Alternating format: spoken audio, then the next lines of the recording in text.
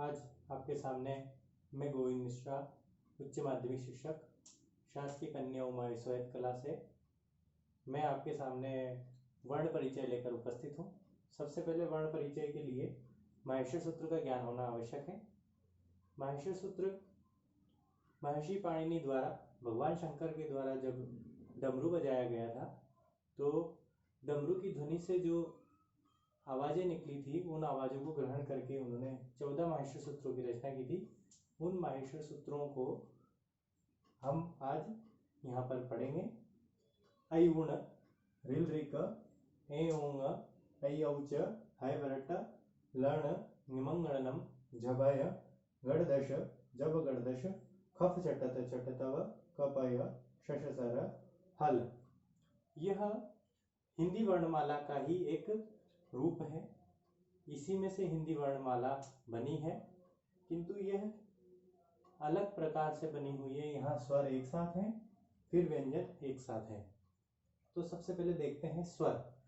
स्वर को संस्कृत वर्णमाला में कहा जाता है अच, अर्थात वर्ण के दो भेद होते हैं, अच अर्थात स्वर, हल अर्थात व्यंजन।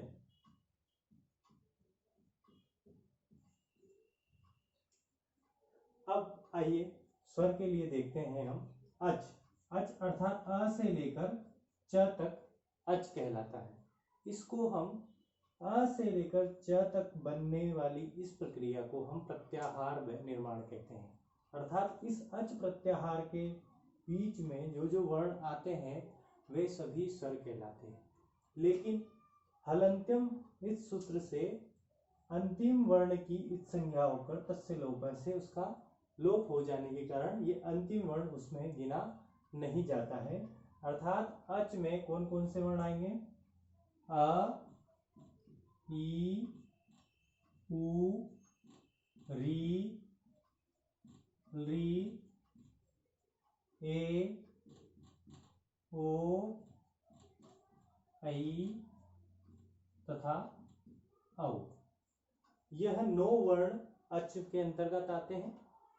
अब अच के 3 भेद होते हैं। पहला ह्रस्व, दीर्घ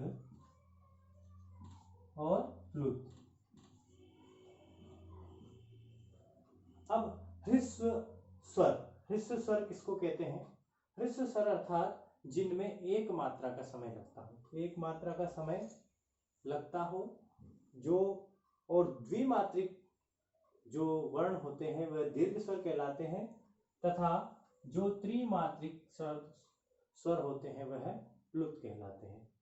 तो ह्रस्व में एक मात्रिक शब्द कौन कौन से आएंगे? वर्ण अ, ई, उ, ह्रस्व री तथा ह्रस्व ली। अब माहेश्वर सूत्र में ही आ, ई, उ, री तो दिया हुआ है ह्रस्व, लेकिन दीर्घ भी इसी के साथ इसी में समाहित है। इस कारण से दीर्घ स्वर में कौन सा आएगा? अ का दीर्घ क्या होता है? आ, ई का दीर्घ ई, उ का दीर्घ उ, री का दीर्घ री तथा री का दीर्घ नहीं होता है। इस कारण से ये दीर्घ स्वर हो गया। अब प्लुत स्वर, प्लुत स्वर अर्थात इनमें से किसी भी स्वर के अगर 3 मात्रा का समय लगता हो तो उसको प्लुत कहते हैं। अर्थात अगर अ के पीछे इस तरह का अगर चिन्ह दिखाई देता है तो वह प्लुत कहलाता है। इसी तरह से आ के पीछे अगर इस तरह का चिन्ह दिखाई देता है तो यह प्लुत आ कहलाता है। अर्थात प्रत्याहारों में इसके अलावा भी और भी प्रत्याहार बनते हैं, जैसे इक, ई से लेकर क तक, इसके अंतर्गत ई, उ, री तथा री वर्ण आते हैं। एंग, एंग में ए तथा ओ वर्ण आते हैं। ऐच में ए तथा ओ आते हैं। इस प्रकार से और भी अन्य प्रत्याहार बन सकते हैं। इसके पश्चात अब हम आते हैं हल अर्थात व्यंजन की प्रक्रिया पर। व्यंजन की प्रक्रिया ह के ह से लेकर ल के ल तक हल कहलाते हैं। इस ह से लेकर ल तक हल प्रत्याहार को व्यंजन कहा जाता है। अब व्यंजन भी 3 भागों में बांटे गए हैं। पहला होता है अंतःस्थ व्यंजन, दूसरा होता है स्पर्श, तीसरा होता है ऊष्म व्यंजन।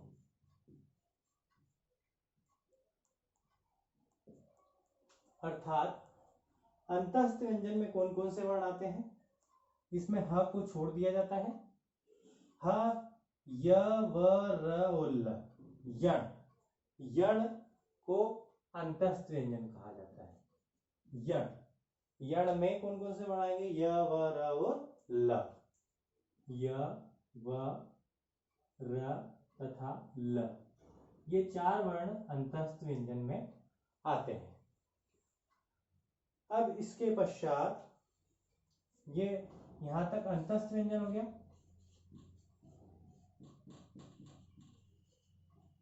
ये यहां से लेकर यहां तक अच हो गया। इसके पश्चात अब ये स्पर्श व्यंजन शुरू हो गए हैं। यहां से लेकर यहां तक स्पर्श व्यंजन है। तो स्पर्श व्यंजन में कौन कौन से वर्ण आते हैं इसको देखेंगे अपन। सबसे पहले पांचों वर्गों के पांचवा वर्ण, पांचों वर्गों का पांचवा वर्ण इसमें दिया हुआ है। ये च वर्ग का पांचवा वर्ण च छ ज झ, प वर्ग का पांचवा वर्ण प फ ब भ म, क वर्ग का पांचवा वर्ण क ख ग घ ङ, ट वर्ग का पांचवा वर्ण ट ठ ड ढ ण और त वर्ग का पांचवा वर्ण त थ द ध न। अंतिम वर्ण एक संज्ञक होकर तस्य लोप से लोप होने के कारण इसकी गिनती यहां नहीं की जाती। अर्थात पांचों वर्गों का पांचवा वर्ण यहां पर इस 7वें सूत्र में दिया गया है। इसके पश्चात अब बारी आती है चौथे वर्ण की। यहां पर चौथा वर्ण दिया हुआ है च वर्ग का च छ ज झ, प फ ब भ, क ख ग घ, ट ठ ड ढ और त थ द ध। अर्थात पांचों वर्गों के क वर्ग, च वर्ग, ट वर्ग, त वर्ग और प वर्ग, पांचों वर्गों का चौथा वर्ण ये यहाँ पर दिया हुआ है। इसके पश्चात अब बारी आती है तीसरे वर्ण की। तो च छ ज, प फ ब, क ख ग, ट ठ ड और त थ द, ये हो गया आपका तीसरा वर्ण। ये तीसरा वर्ण यहाँ पर दिया हुआ है। इसके पश्चात दूसरा वर्ण क ख प फ च छ ट ठ त थ, ये हो गया आपका दूसरा वर्ण, पांचों वर्गों का दूसरा वर्ण। अब पहले वर्ण की बारी आती है च ट त क और प, ये इन दोनों सूत्रों में मिलाकर पांचों वर्गों का पहला वर्ण दिया हुआ है। इस तरह से पांचों वर्गों के पहले वर्ण, पांचों वर्गों के दूसरे वर्ण, पांचों वर्गों के तीसरे वर्ण, पांचों वर्गों के चौथे वर्ण और पांचों वर्गों के पांचवें वर्ण। इस तरह से प्रत्येक वर्ग में 5 वर्ण होने के कारण स्पर्श व्यंजनों की संख्या हो गई। इसकी अंतस्थ की 4 हुई थी, स्पर्श व्यंजन हो गए 25। 25 में कौन कौन सा? क वर्ग, क वर्ग को आप अगर उदित कर देते हैं तो यह क वर्ग की संख्या दिखाता है। अर्थात क वर्ग को कु लिखा तो पूरा क वर्ग कहलाता है। कु, टू, टू, टू, टू और इससे पहले आएगा चू, कु, चू, टू, टू तथा पू। अर्थात क वर्ग, च वर्ग, ट वर्ग, त वर्ग और प वर्ग, ये पांचों वर्गों के पांचों वर्ण मिलाकर 25 वर्ण स्पर्श व्यंजन कहलाते हैं। इसके पश्चात बारी आती है ऊष्म व्यंजन की। ऊष्म व्यंजन में श, श, स तथा ह, ये चारों वर्ण ऊष्म व्यंजन कहलाते हैं।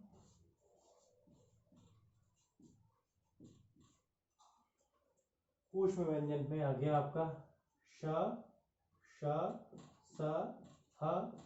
इसको अगर प्रत्याहार के तरीके से लिखा जाए तो शल प्रत्याहार को ऊष्म व्यंजन कहा जा सकता है। इस प्रकार से आपके माहेश्वर सूत्र में स्वर और व्यंजन के पूरे भेद दिए हुए हैं। माहेश्वर सूत्र को याद करने के पश्चात स्वर व्यंजन का पूरी तरह से ज्ञान प्राप्त किया जा सकता है। धन्यवाद।